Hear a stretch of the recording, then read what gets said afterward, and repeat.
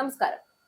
അഫ്ഗാനിസ്ഥാനും പാകിസ്ഥാനും തമ്മിലുള്ള പുതിയ സംഘർഷം ദക്ഷിണേന്ത്യൻ രാഷ്ട്രീയ ഭൂപടത്തിൽ ആശങ്കയുടെ കനത്ത മേഘങ്ങൾ വീണ്ടും കെട്ടിപ്പടുക്കുകയാണ്. പാകിസ്ഥാന്റെ വ്യോമാക്രമണത്തിന് മറുപടിയായി അഫ്ഗാൻ സൈന്യം അതിർത്തിക്കുള്ളിൽ തന്നെ ശക്തമായ തിരിച്ചടിയുമായി എത്തിയതും തുടർന്ന് കാബൂളിലും കണ്ടഹാറിലും നടന്ന ആക്രമണങ്ങളും മേഖലയിലെ സമാധാനത്തിന് വലിയ ഭീഷണിയാണ് നിലവിൽ ഉയർത്തുന്നത്. ഇത്തരത്തിലുള്ള സൈനിക നീക്കങ്ങൾ ഒരു രാജ്യത്തിന്റെ ശക്തി തെളിയിക്കുന്നതല്ല, മറിച്ച് നയതന്ത്ര പരാജയത്തിന്റെ തെളിവാണ്. പാകിസ്ഥാൻ നടത്തിയ വ്യോമാക്രമണത്തിന് മറുപടിയായി അഫ്ഗാൻ സൈന്യം പാക് അതിർത്തിക്കുള്ളിൽ ശക്തമായ വ്യോമാക്രമണം നടത്തിയിരുന്നു.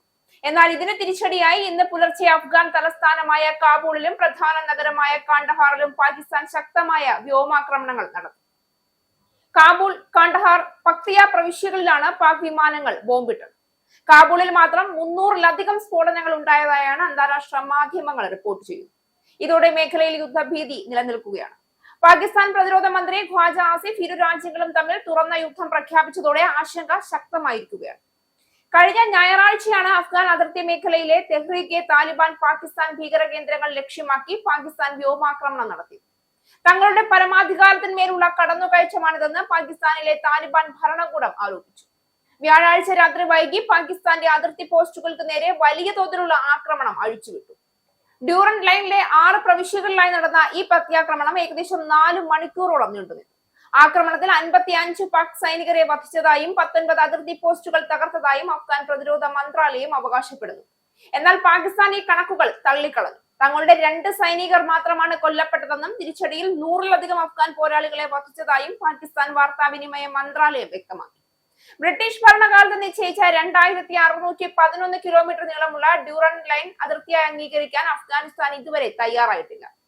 TTP ഭീകരർ അഫ്ഗാൻ മണ്ണ് ഉപയോഗിച്ച് പാകിസ്ഥാനിൽ ആക്രമണം നടത്തുന്നുവെന്ന പാകിസ്ഥാന്റെ ആരോപണവും തർക്കം രൂക്ഷമാക്കി. നിലവിൽ ഇരു രാജ്യങ്ങളും അതിർത്തിയിൽ സൈനിക വിന്യാസം വർദ്ധിപ്പിച്ചിരിക്കുകയാണ്. കാബൂളിലെയും കണ്ടഹാറിലെയും വ്യോമാക്രമണങ്ങളിൽ ഉണ്ടായ നാശനഷ്ടങ്ങളെ കുറിച്ചുള്ള കൂടുതൽ വിവരങ്ങൾ പുറത്തു വരുന്നതേയുള്ളൂ. അന്താരാഷ്ട്ര സമൂഹം ഇടപെട്ട് ചർച്ചകളിലൂടെ പ്രശ്നം പരിഹരിക്കണമെന്ന് ആവശ്യപ്പെടുന്നുണ്ടെങ്കിലും അതിർത്തിയിൽ സംഘർഷം ഇപ്പോഴും പുകയുകയാണ്. പാകിസ്ഥാൻ വർഷങ്ങളായ അതിർത്തി രാഷ്ട്രീയത്തെ ആഭ്യന്തര പ്രശ്നങ്ങളിൽ നിന്നുള്ള ശ്രദ്ധ തിരിക്കാൻ ഉപയോഗിച്ചുവെന്ന വിമർശനം പുതിയതല്ല. എന്നാൽ അഫ്ഗാനിസ്ഥാനുമായുള്ള ഈ ഏറ്റുമുട്ടൽ ഇന്ത്യയോടുള്ള കളികളിൽ പതിവായി കണ്ടിരുന്ന തന്ത്രങ്ങൾ ഇവിടെ ഫലപ്രദമാകില്ല എന്ന് വ്യക്തമാക്കുന്നതാണ്. ഇന്ത്യ പലപ്പോഴും കടുത്ത പ്രകോപനങ്ങൾ നേരിട്ടിട്ടും അന്താരാഷ്ട്ര വേദികളിൽ നിയമപരമായ നിലപാടുകളും നയതന്ത്ര സമ്മർദ്ദവുമാണ് പാകിസ്ഥാനെതിരെ മുൻനിർത്തിയത്. അതുകൊണ്ടാണ് ആഗോള സമൂഹം ഇന്ത്യയുടെ വാദങ്ങൾ ശ്രദ്ധയോടെ കേട്ടത്. എന്നാൽ എല്ലാ രാജ്യങ്ങളും ഇന്ത്യ പോലെ സഹിഷ്ണുതയും തന്ത്രപരമായ നിയന്ത്രണവും പുലർത്തണമെന്നില്ല. അഫ്ഗാനിസ്ഥാൻ ഒരു ദുർബല രാഷ്ട്രമെന്ന ധാരണയിൽ പാകിസ്ഥാൻ മുന്നേറുകയാണെങ്കിൽ അത് വലിയ തെറ്റായ വിലയിരുത്തലായിരിക്കും. ചരിത്രപരമായ അതിർത്തി പ്രദേശങ്ങൾ സംഘർഷങ്ങൾക്ക് ചൂടുപിടിക്കുന്ന മേഖലയാണ്. ഇത്തരം സാഹചര്യങ്ങളിൽ വ്യോമാക്രമണങ്ങൾ വഴി ഭീഷണി ഉയർത്തുന്നത് ദീർഘകാല സുരക്ഷയ്ക്ക് തിരിച്ചടിയാകും. സൈനിക ശക്തി പ്രകടിപ്പിക്കുന്നതിലൂടെ താൽക്കാലിക നേട്ടം ലഭിച്ചേക്കാം, പക്ഷേ അതിന്റെ വില രാഷ്ട്രീയമായും സാമ്പത്തികമായും കനത്തതായിരിക്കും.